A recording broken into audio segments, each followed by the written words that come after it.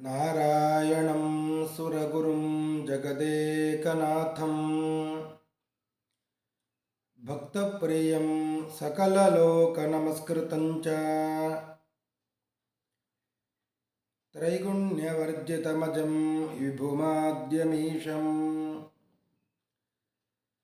ವಂದೇ ಭವಗ್ನಮರಾಸುರಸಿದ್ಧವಂದ್ಯಂ ನಾರಾಯಣಂ ನಮಸ್ಕೃತ್ಯ ನರಂ ಚೈವ ನರೋತ್ತಮಂ ದೇವೀಂ ಸರಸ್ವತೀಂ ವ್ಯಾಸಂ ತತೋ ಜಯಮುದೀರಯೇ. ಶ್ರೀ ಗುರುಭ್ಯೋ ನಮಃ. ಹರಿ ಓಂ.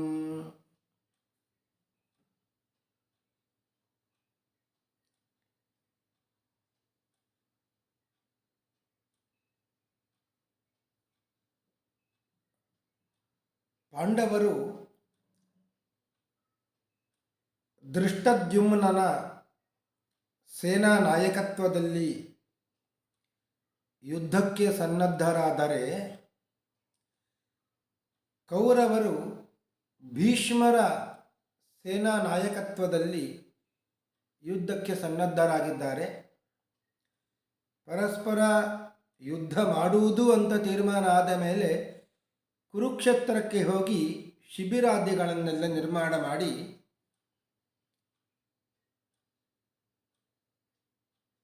ಪರಸ್ಪರ ಕೌರವರಲ್ಲಿ ಮತ್ತು ಪಾಂಡವರಲ್ಲಿ ಅವರವರಲ್ಲಿ ಚರ್ಚೆ ನಡೀತಾ ಇದೆ. ಈ ಸಂದರ್ಭದಲ್ಲಿಯೇ ದುರ್ಯೋಧನ ಒಂದು ಸಂದೇಶವನ್ನು ಪಾಂಡವರಿಗೆ ಕಳಿಸ್ತಾನೆ.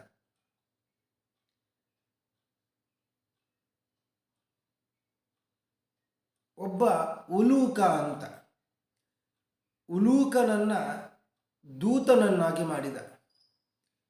ಆ ಉಲೂಕನಿಗೆ ನೀನು ಹೀಗೆ ಹೇಳಬೇಕು ಪಾಂಡವರಿಗೆ ಹೋಗಿ ಅಂತ ಹೇಳಿ ಕಳಿಸಿ.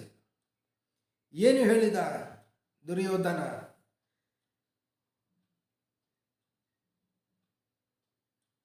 ಕಥಂ ವಾ ಧಾರ್ಮಿಕೋ ಭೂತ್ವ ತ್ವಂ ಅಧರ್ಮೇ ಮನಃಕೃತ. ಹೀಗೆ ಹೇಳಿ ಆದರೂ ಮನಸ್ಸು ಪರಿವರ್ತನೆ ಆಗುತ್ತದೋ ಅಂತ ನೋಡೋಣ ಅಂತ ದುರ್ಯೋಧನ.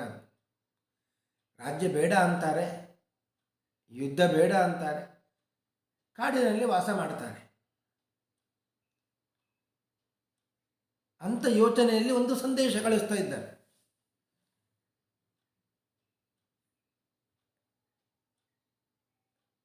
ಧರ್ಮರಾಜ, ನೀನು ಹೆಸರಿಗೆ ಮಾತ್ರ ಧರ್ಮರಾಜ. ಯಾಕೆ ಅಂದರೆ ನೀನು ಅಧರ್ಮದಲ್ಲಿಯೇ ಮನಸ್ಸು ಮಾಡ್ತಾ ಇದ್ದಿ. ಹೇಳಲಿಕ್ಕೆ ಧಾರ್ಮಿಕ ಧಾರ್ಮಿಕ ಅಂತ ಹೇಳ್ತಿ, ಆದರೆ ಮನಸ್ಸು ಮಾತ್ರ ಅಧರ್ಮದಲ್ಲಿ ಮಾಡ್ತಾ ಇದ್ದಿ. ಕಥಂ ಧಾರ್ಮಿಕೋ ಭೂತ್ವ, ಧಾರ್ಮಿಕನಾಗಿ ಇದ್ದು ಅಧರ್ಮದಲ್ಲಿ ಹೇಗೆ ಮನಸ್ಸು ಮಾಡಿದ್ದಿ? ಸರ್ವ ಜಗತ್ತಿನ ನಾಶವನ್ನು ಬಯಸ್ತಾ ಇದ್ದಿ. ಯುದ್ಧ ಆದರೆ ಜಗತ್ತಿನ ನಾಶ ಆಗುತ್ತದೆ. ನೀನು ಮಾತ್ರ ಎಲ್ಲ ಪ್ರಾಣಿಗಳಿಗೆ ಅಭಯವನ್ನು ಕೊಡುವವ ಅಂತ ತಿಳ್ಕೊಂಡಿದ್ದೆ ನಾನು. ಅಭಯಂ ಸರ್ವಭೂತೇಭ್ಯೋ ದಾತಾ ತ್ವಂ ಇತಿ ಮೇ ಮತಿ. ಅಂತಹ ನೀನು ಈ ಅಧರ್ಮದಲ್ಲಿ ಮನಸ್ಸು ಮಾಡಿದ್ದೀಯಲ್ಲ.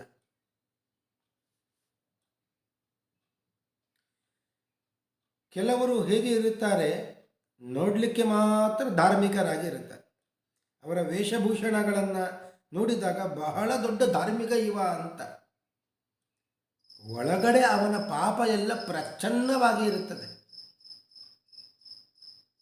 ಅಂತಹ ಕೆಟ್ಟವ ಅಂತ ಹೊರಗಿನ ಜಗತ್ತಿಗೆ ಗೊತ್ತೇ ಆಗುವುದಿಲ್ಲ. ಈ ರೀತಿಯಾಗಿ ಇರುವವರನ್ನು ಬಿಡಾಲ ಅಂತ ಹೇಳುತ್ತಾರೆ. ಬಿಡಾಲ, ಬೆಕ್ಕಿನಂತೆ ಅಂತ.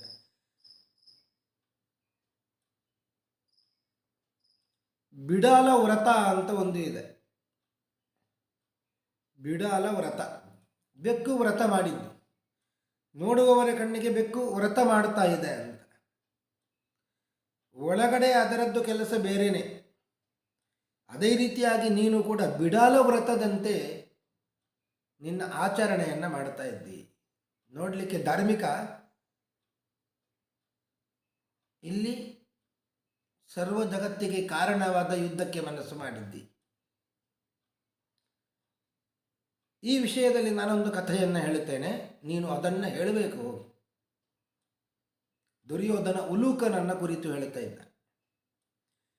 ಬಿಡಾಲ ವ್ರತ ಅಂತ ಒಂದು ಇದೆ. ಇದು ನಾರದರು ತನ್ನ ತಂದೆಗೆ ಹೇಳಿದ ಒಂದು ಕಥೆ ಇದೆ. ಅದನ್ನು ನಾನು ನನಗೆ ಹೇಳುತ್ತೇನೆ. ಮಾರ್ಜಾರಃ ಕಿಲ ದುಷ್ಟಾತ್ಮ ನಿಶ್ಚೇಷ್ಟ ಸರ್ವಕರ್ಮಸು. ದೊಡ್ಡ ಒಂದು ಬೆಕ್ಕು ಇತ್ತು. ವಯೋಸಹಜವಾಗಿ ಅದಕ್ಕೆ ತನ್ನ ಆಹಾರವನ್ನು ಸಂಗ್ರಹ ಮಾಡಲಿಕ್ಕೆ ಸಾಧ್ಯ ಆಗ್ತಾ ಇದ್ದಿಲ್ಲ. ಆಹಾರವನ್ನು ಹುಡುಕದೆ ಅನ್ವೇಷಣೆ ಮಾಡಿದೆ ತಿನ್ನಲಿಕ್ಕೆ ಏನೂ ಸಿಗುವುದಿಲ್ಲ. ತಿನ್ನಲಿಕ್ಕೆ ಏನಾದರೂ ಬೇಕು ಅಂತ ಆದರೆ ಸ್ವಲ್ಪ ಕಷ್ಟಪಡಬೇಕು. ಕಷ್ಟಪಡುವಂತಹ ವಯಸ್ಸಲ್ಲ ಅದು. ಮುದುಕಾಗಿ ಬಿಟ್ಟಿದೆ ಆ ಬೆಕ್ಕು. ಆಗ ಏನು ಮಾಡಿತು? ಊರ್ಧ್ವಬಾಹು ಸ್ಥಿತೋರಾಜನ್ ಗಂಗಾ ತೀರೆ ಕದಾಚನ. ಎರಡೂ ಕೈಯನ್ನು ಎತ್ತಿ ಗಂಗೆಯ ತೀರದಲ್ಲಿ ಬಂದು ನಿಂತುಕೊಳ್ಳುತ್ತದೆ. ಎಲ್ಲರೂ ನೋಡಲಿ, ನಾನು ತಪಸ್ಸು ಮಾಡ್ತಾ ಇದ್ದೇನೆ, ಧರ್ಮಾಚರಣೆ ಮಾಡ್ತಾ ಇದ್ದೇನೆ ಅಂತ ತಿಳ್ಕೊಳ್ಳಿ ಅಂತ. ಸ್ವಲ್ಪ ಕಾಲ ಆಯಿತು. ಪಾಪ ಇಲಿಗಳೆಲ್ಲ ನೋಡಿದವು. ಈ ಬೆಕ್ಕನ್ನು ನೋಡಿ, ಓ ಈ ಬೆಕ್ಕು ಬಹಳ ಸಾಧು, ಕ್ರೂರತ್ವವನ್ನು ಹಿಂಸೆಯನ್ನು ಎಲ್ಲ ಬಿಟ್ಟಿದೆ, ತಪಸ್ಸು ಮಾಡ್ತಾ ಇದೆ ಅಲ್ಲ ಅಂತ ಇಲಿಗಳು ನಂಬಿದವು. ಪಕ್ಷಿಗಳು ಎಲ್ಲ ಹತ್ತಿರಕ್ಕೆ ಬಂದವು. ಬೆಕ್ಕು ಏನು ಮಾಡ್ತಾ ಇಲ್ಲ. ಬೆಕ್ಕಿನ ಮೇಲೆ ಬಹಳ ನಂಬಿಕೆ ಇಲಿಗಳಿಗೆ, ಪಕ್ಷಿಗಳಿಗೆ ಎಲ್ಲ. ಈ ಬೆಕ್ಕು ವ್ರತವನ್ನು ಮಾಡ್ತಾ ಇದೆ ಅಂತ. ಇದು ಬಿಡಾಲ ವ್ರತ ನಿಜವಾಗಿ ನೋಡಿದರೆ. ಎಲ್ಲ ನಂಬಿದವೆ.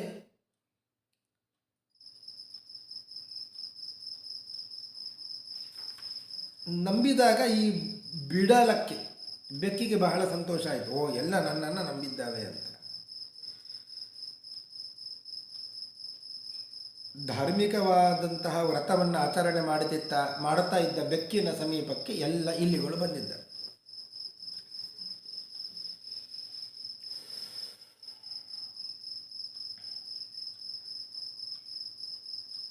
ಆ ಇಲಿಗಳೇ ಹೇಳುತ್ತವೆ ಬೆಕ್ಕಿನ ಬಳಿ, ನಮಗೆ ಬಹಳ ಶತ್ರುಗಳೆಲ್ಲ ಇದ್ದಾರೆ, ನೀನು ನಮಗೆ ಸೋದರ ಮಾವನಾಗಿ, ನೀನು ದೊಡ್ಡ ವ್ರತವನ್ನು ಮಾಡ್ತಾ ಇದ್ದಿ, ನೀನು ನಮ್ಮನ್ನೆಲ್ಲ ರಕ್ಷಣೆ ಮಾಡಬೇಕು.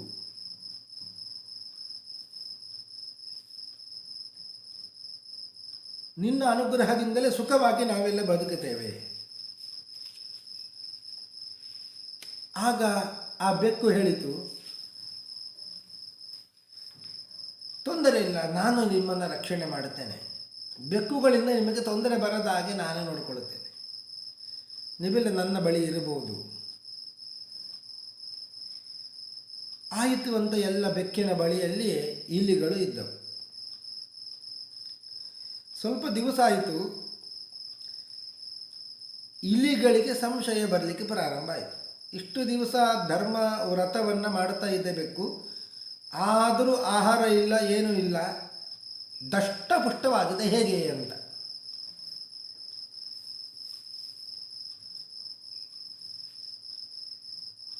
ಅಲ್ಲಿ ಒಬ್ಬ ಇಲಿ, ದೊಡ್ಡ ಇಲಿ, ಅದು ಡಿಂಡಿಕ ಅಂತ ಹೆಸರು.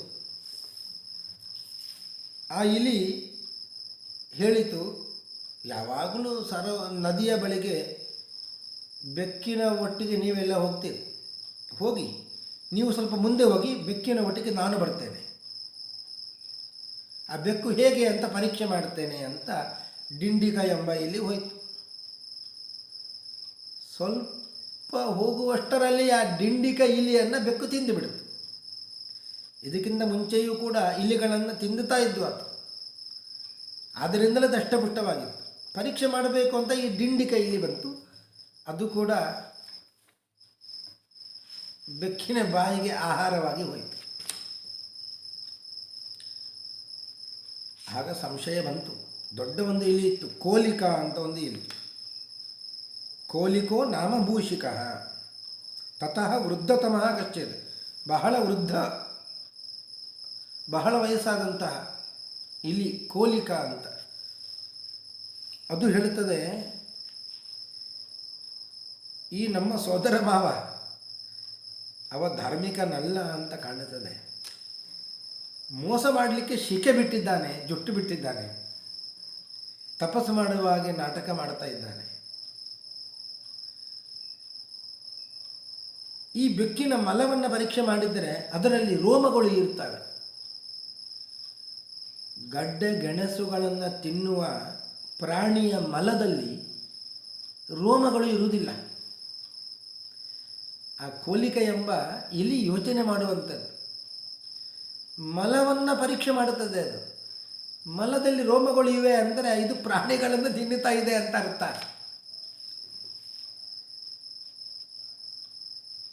ನ ಮೂಲ ಫಲಭಕ್ಷಸ್ಯ ವಿಷ್ಟ ಭವತಿ ಲೋಮಶ.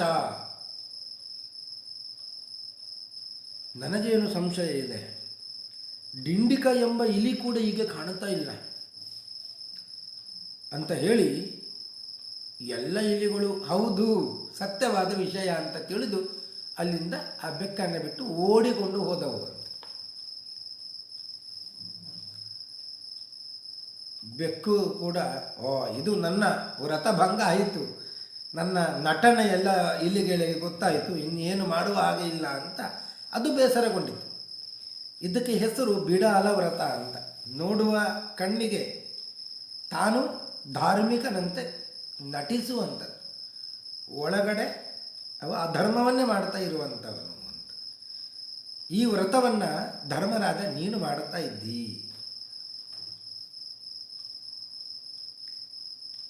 ಅನ್ಯಥಾ ಕಿಲತೆ ವಾಕ್ಯಂ ಅನ್ಯಥಾ ಕರ್ಮ ದೃಶ್ಯತೆ. ನಿನ್ನ ಮಾತು ಒಂದು ಕಡೆ ಬೇರೆ, ನಿನ್ನ ಕರ್ಮ ಒಂದು ಕಡೆ ಬೇರೆ. ಡಂಬನಾರ್ಥಾಯ ಲೋಕಸ್ಯ. ಲೋಕದ ಜನರಿಗೆ ಮೋಸವನ್ನು ಮಾಡುವ ಸಲುವಾಗಿ ಈ ರೀತಿಯಾಗಿ ನಟನೆಯನ್ನು ಮಾಡ್ತಾ ಇದ್ದಿ ನೀನು.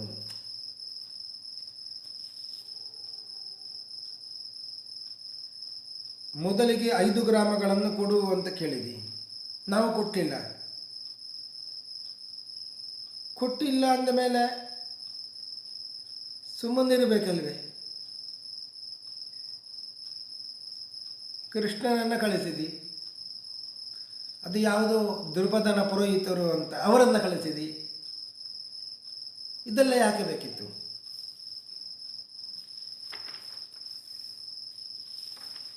ಬಹಳ ಧಾರ್ಮಿಕನಂತ ನಡೆಸ್ತಾ ಇದ್ದೀನಿ ನೀನು. ಇರಲಿ, ಹೇಗೂ ಯುದ್ಧಕ್ಕೆ ಈಗ ತೀರ್ಮಾನ ಮಾಡಿದ್ದೇವೆ, ಆಗಲಿ, ಯುದ್ಧವೇ ಆಗಲಿ. ನಿಮ್ಮ ಪೌರುಷವನ್ನು ನನ್ನ ಮುಂದೆ ತೋರಿಸಿ, ನಾನು ಏನು ಅಂತ ನಿಮಗೆ ತೋರಿಸ್ತೇನೆ ಅಂತ ಒಂದು ಸಂದೇಶ ಕಳಿಸಿದ. ಇದೆಲ್ಲ ಬೇಡ ಇತ್ತು ದುರ್ಯೋಧನನಿಗೆ. ಆದರೂ ಇನ್ನೇನಾದರೂ ಮನಸ್ಸು ವ್ಯತ್ಯಾಸ ಮಾಡಿದ್ದರೆ ಆಗ ನಮಗೆ ಪೂರ್ತಿ ರಾಜ್ಯವೇ ಧರ್ಮಕ್ಕೆ ಸಿಕ್ಕಿಬಿಡುತ್ತದೋ ಎನ್ನುವಂಥ ಯೋಚನೆಯಿಂದ ಈ ರೀತಿಯಾಗಿ ಕಳಿಸಿದ. ಪಾಪ ಆ ಉಲೂಕ ದೂತ ಹೋಗಿ ಪಾಂಡವರ ಸಭೆಗೆ ಬಂದು ನಮಸ್ಕರಿಸಿದ. ದುರ್ಯೋಧನ ಸಂದೇಶ ಕಳಿಸಿದ್ದಾನೆ, ಯುಧಿಷ್ಠಿರ ನನ್ನ ಮೇಲೆ ಕೋಪಿಸಿಕೊಳ್ಳಬಾರದು ನೀನು, ಹಾಗಾದರೆ ಹೇಳುತ್ತೇನೆ ಅಂತ ಹೇಳಿದ. ಆಯಿತು ಹೇಳು ಅಂತ ಹೇಳಿದಾಗ ಆ ದುರ್ಯೋಧನ ಹೇಳಿದ ಎಲ್ಲ ಮಾತುಗಳನ್ನು ಹೇಳಿದ ಉಲೂಕ. ಎಲ್ಲರೂ ಸಿಟ್ಟಿನಿಂದ ಎದ್ದರು. ಎಂತಹ ಮಾತನ್ನು ಹೇಳಿದ್ದ ದುರ್ಯೋಧನ, ಯುದ್ಧದಿಂದ ನಮ್ಮನ್ನು ಗೆಲ್ಲಿಕ್ಕೆ ಸಾಧ್ಯ ಇಲ್ಲ, ನೀನು ಅನಾಯಾಸವಾಗಿ ರಾಜ್ಯವನ್ನು ಪಡಿಬೇಕು ಅಂತ ದ್ರುಪದನ ಪುರೋಹಿತರನ್ನು ಕಳಿಸಿದ್ದು, ಕೃಷ್ಣನನ್ನು ಕಳಿಸಿದ್ದು. ಆ ಕೃಷ್ಣ ಬಂದು ಏನು ಮಾಡಿದ? ವಿಶ್ವರೂಪ ತೋರಿಸಿದ ಅಂತೆ. ಅದೆಲ್ಲ ದೊಂಬರಾಟ, ವಂಚನೆ. ಆ ಕೃಷ್ಣನಿಗೆ ಹೆದರಿ ನಾವೇನು ಯುದ್ಧವನ್ನು ಬಿಡ್ತೇವೆ ಅಂತ ಅಂದುಕೊಂಡಿದ್ದೀಯ? ನಾವೆಲ್ಲ ಆಕಾಶದಲ್ಲಿ ಹಾರಿಕೊಂಡು ಯುದ್ಧ ಮಾಡುವವರು. ಕೃಷ್ಣನ ಇಂದ್ರಜಾಲ ವಿದ್ಯೆಗೆ ನಾವೇನು ಹೆದರುವವರಲ್ಲ. ನಿಮ್ಮ ಪೌರುಷ ಅದನ್ನೆಲ್ಲ ನಾವು ನೋಡಿದ್ದೇವೆ. ಆ ನಿಮ್ಮ ಹೆಂಡತಿಯನ್ನು ದ್ರೌಪದಿಯನ್ನು ಸಭೆಗೆ ತಂದು ಅವಮಾನಿಸಿದಾಗ ನಿಮ್ಮ ಪೌರುಷ ಎಲ್ಲ ಎಲ್ಲಿ ಹೋಗಿತ್ತು? ಯಾರಾದರೂ ನೀವು ಎದುರಿಗೆ ಬಂದಿದ್ದೀರಾ? ಯಾರೂ ಎದುರಿಸಲಿಲ್ಲ. ಮಾನಹರಣವನ್ನು ಮಾಡುತ್ತಾ ಇದ್ದರೆ ನಿಷ್ಕ್ರಿಯರಾಗಿ ಕುಳಿತು ಬಿಟ್ಟಿದ್ದರೆ ದ್ರೌಪದಿಯೇ ಮತ್ತೆ ವರವನ್ನು ಬೇಡಿ ಹೋದ ರಾಜ್ಯವನ್ನೆಲ್ಲ ಕೊಡಿಸುತ್ತಾಳೆ. ಮತ್ತೆ ಅದನ್ನು ಕಳ್ಕೊಂಡ್ರಿ ನೀವು. ಕಾಡಿಗೆ ಹೋದ್ರಿ. ಅಜ್ಞಾತವಾಸ ಮಾಡುವಾಗ ಅಂತೂ ಯಾವ ರೀತಿಯಾಗಿ ಭೀಮಸೇನ ತಲೆಮರೆಸಿಕೊಂಡು ಅಡುಗೆ ಮಾಡಿಕೊಳ್ಳುವ ಕೆಲಸವನ್ನು ಮಾಡಿದ. ಅರ್ಜುನ ನೃತ್ಯವನ್ನು ಕಲಿಸುವ ವಿರಾಟನ ಆಳಾಗಿ ಕೆಲಸ ಮಾಡಿದ. ಇಂತಹ ಕಷ್ಟಕ್ಕೆ ಒಳಗಾಗಿದ್ದು ಹೇಗೆ ನನ್ನಿಂದ? ನನ್ನ ಮುಂದೆ ನಿಮ್ಮ ಪೌರುಷ ಏನು ನಡೆಯುವುದಿಲ್ಲ. 1000 ಮಂದಿ ಕೃಷ್ಣ ಬರಲಿ, 100 ಮಂದಿ ಅರ್ಜುನ ಬರಲಿ, ನನ್ನ ಮುಂದೆ ನಿಮ್ಮ ಪೌರುಷ ನಡೆಯುವುದಿಲ್ಲ ಅಂತ ಹೇಳಿದಾಗ ಇವರೆಲ್ಲ ಸಿಟ್ಟುಗೊಂಡರು ಎಲ್ಲ. ಭೀಮಸೇನ ಹೇಳ್ತಾನೆ, ನಿನ್ನ ಒಡೆಯನಿಗೆ ನನ್ನ ಮಾತನ್ನು ಹೇಳು. ದ್ರೌಪದಿಗೆ ಅಂದು ಅನ್ಯಾಯವಾಗ್ತಾ ಇರುವಾಗ ನಾವೆಲ್ಲ ಯಾಕೆ ಸುಮ್ಮನೆ ಕೂತಿದ್ದು ಅಂದರೆ ನಿನ್ನ ಮೇಲೆ ಭಯದಿಂದ ಅಲ್ಲ, ನಮ್ಮ ಅಣ್ಣನ ಮೇಲಿನ ಗೌರವದಿಂದ. ಇಲ್ಲದೆ ಹೋದರೆ ನಿನ್ನ ಕಥೆ ಅವತ್ತೇ ಮುಗಿದು ಹೋಗ್ತಾ ಇತ್ತು. ನಮ್ಮ ಪ್ರತಿಜ್ಞೆ ಭಂಗ ಆದರೂ ತೊಂದರೆ ಇಲ್ಲ. ಕೃಷ್ಣನನ್ನ ಶಾಂತಿಗಾಗಿ ಕಳಿಸಿದ್ದು ಯಾಕೆ? ಶಾಂತಿ ಸ್ಥಾಪನೆಯಾಗಲಿ ಅಂತ. ಆದರೆ ಅದಕ್ಕೂ ನೀನು ಕೇಳಲಿಲ್ಲ. ಮಾತ್ರ ಒಂದು ಹೇಳುತ್ತೇನೆ, ಭೀಮನ ಮಾತು ಎಂದು ಸುಳ್ಳಾಗುವುದಿಲ್ಲ. ಭೀಮ ಹಿಂದೆ ಎಷ್ಟೆಲ್ಲ ಪ್ರತಿಜ್ಞೆ ಮಾಡಿದ್ದಾನೆ. ದುರ್ಯೋಧನನ ತೊಡೆ ಮುರಿತೇನೆ, ದುಶ್ಯಾಸನನ ರಕ್ತಪಾನ ಮಾಡುತ್ತೇನೆ, ಇದೆಲ್ಲ ಮಾತು ಅದು ಎಂದಿಗೂ ಸುಳ್ಳಾಗುವುದಿಲ್ಲ. ನಿನ್ನ ಮಾತಿಗೆ ಉತ್ತರ ಅರ್ಜುನ ನಾಳೆ ಕೊಡುತ್ತಾನೆ, ಗಾಂಡೀವ ಕೊಡುತ್ತದೆ. ಕೃಷ್ಣ ಹೇಳಿದ, ನಿನಗೆ ಸಹಜವಾದ ಸಾಮರ್ಥ್ಯ ಇಲ್ಲ. ಕರ್ಣ ಭೀಷ್ಮರನ್ನು ಇಟ್ಟುಕೊಂಡು ನೀನು ಮಾತನಾಡ್ತಾ ಇದ್ದಿ. ಸಹಜವಾದ ಸಾಮರ್ಥ್ಯ ನಿನಗೂ ಕೂಡ ಇಲ್ಲ. ಯುದ್ಧದಿಂದ ತಪ್ಪಿಸಿಕೊಳ್ಳಿಕ್ಕೂ ಕೂಡ ನಿನಗೆ ಸಾಧ್ಯ ಇಲ್ಲ. ಯಾವ ಸ್ಥಳಕ್ಕೆ ಹೋದರೂ ಅರ್ಜುನನ ಗಾಂಡೀವ ನಿನ್ನ ಬಳಿಗೆ ಬರ್ತದೆ, ಅರ್ಜುನನ ರಥ ನಿನ್ನ ಬಳಿಗೆ ಬರ್ತದೆ. ಯಾಕೆ ಅಂದರೆ ಅರ್ಜುನನ ರಥಕ್ಕೆ ಸಾರಥಿಯಾಗಿ ನಾನಿದ್ದೇನೆ. ಎಲ್ಲಿ ಧರ್ಮ ಇರುತ್ತದೋ ಅಲ್ಲಿ ನಾನಿರುತ್ತೇನೆ, ಧರ್ಮದ ಜೊತೆಗೆ ನಾನು ಇರುತ್ತೇನೆ. ಪಾಪ ಧರ್ಮರಾಜ ಒಂದು ಇರುವೆಯನ್ನು ಕೊಂದರೂ ಕೂಡ ಪಾಪ ಅಂತ ಭಾವಿಸುವವ.